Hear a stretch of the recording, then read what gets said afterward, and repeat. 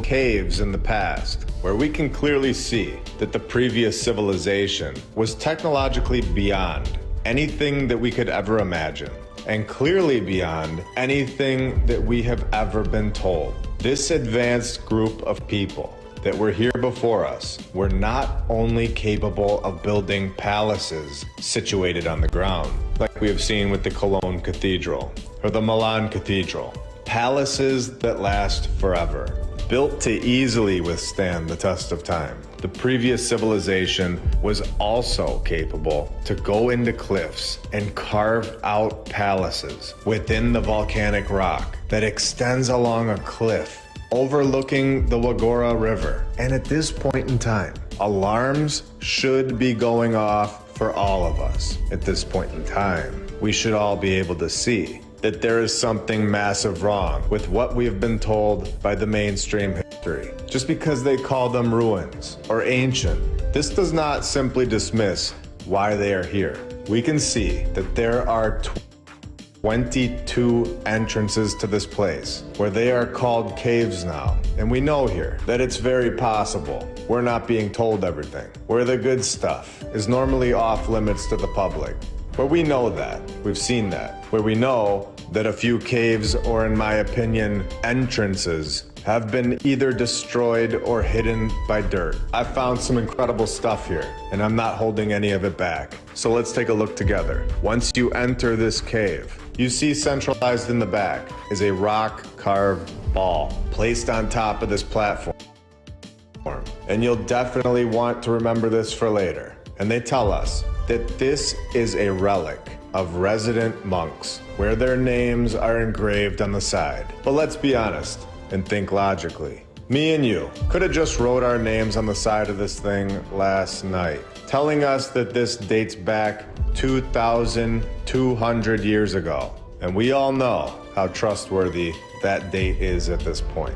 Not only do we have this one that seems to be the main one, but they have all these other ones in another cave nearby. So they were clearly used for something, where some of them connected to the ceiling. And in my opinion, this part has been destroyed, and was very possible that it was an energy source. Because when we go back to the main one, you can see that that one also had this box on top, which is, in my opinion, no longer connected to the ceiling where it once was. Some sort of old world technology here for sure. Incredible stuff. Someone has clearly come in here and destroyed the tops of these structures, and something has happened here where we live.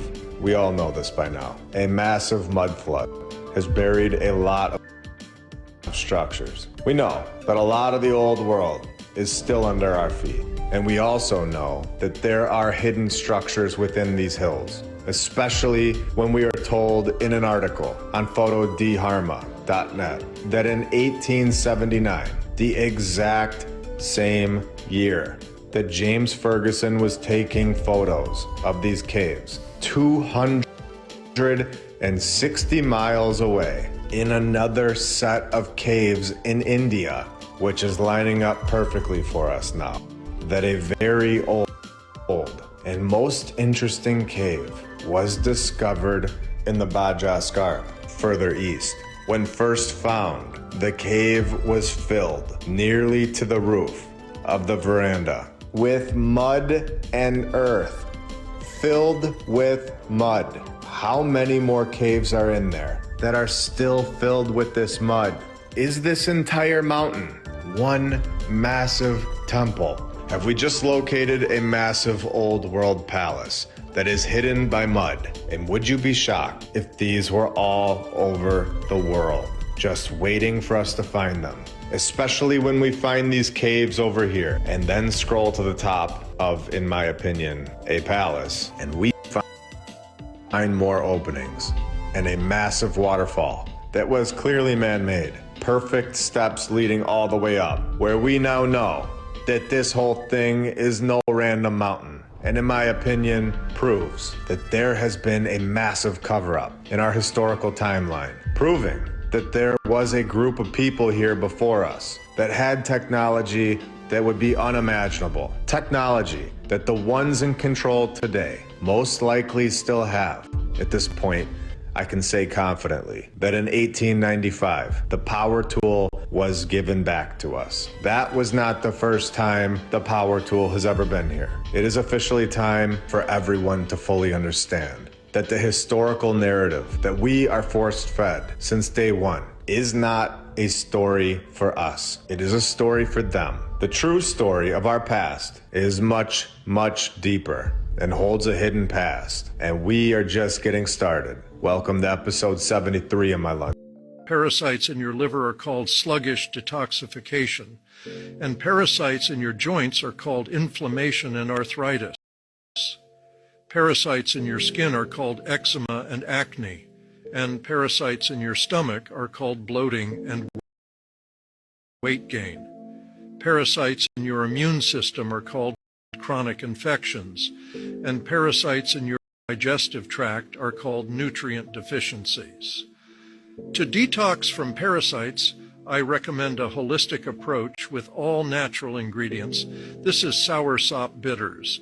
Now let me read to you what's in this. There's premium organic soursop leaves, native to Ghana, by the way. There was an interesting study done recently. The hypothesis was that the highest vibrational frequencies that a human body can generate is when it feels love or joy. So they put humans in a Faraday cage to create a perfect isolated electromagnetic field, and then would engage the person in an interview with story. And so they'd tell stories about their grandmother or the things. And sure enough, they found these huge bursts of energy coming out of the being when it would go into stories of love and joy and gratitude and all of the predictable things. But they would also take them into anger and frustration and hopelessness and depression. And there was this annoying finding that kept happening, that 40 times higher frequency than love and joy, a burst would come. And it was very inconsistent seemingly as to the emotional state of the person. As they listened back through over and over again, they realized that at those same points they were getting goosebumps with the person's story. So somebody in there came up with the theory of, I wonder if it's an authentic moment that we're sensing. So they redid the experiment, and sure enough, authenticity is 40 times higher generator than love and joy. Your soul doesn't have emotions. Your soul is authentic. The you that you really want to connect with is not a state of an emotional feeling. It's not a state of being. It is an authentic version of you. It is the authentic experience of seeing the beauty of you. And when you see how beautiful you are, you will go into a deep sense of grief because you've been so disconnected from that. You will go into a deep sense of joy for feeling the reverence inside of you. You'll go into a deep state of love for the beauty that you can see in yourself. But you won't find it until you start to value the authentic version of you, the authentic reality of you. In the vortex, there are no straight lines. Everything is always turning. Water is energized as it runs around rocks in a creek. It's self-energizing and self-cleaning. If you watch water in a brook, in a little creek, it loves to flow around rocks. And as it flows around, it gathers more energy. Wow. That's how nature designed it. And what we do to water, we force it through straight pipes at 90 degrees, under pressure. Water goes when you do that. That's why you want to energize your water. And the simplest way to energize water is by a funnel that creates the vortex as it goes through the funnel and re-energizes the water. That's the simplest way. And by re-energizing it, you erase all the bad memories that the water has absorbed. It remembers everything from its source to the place where you start using it.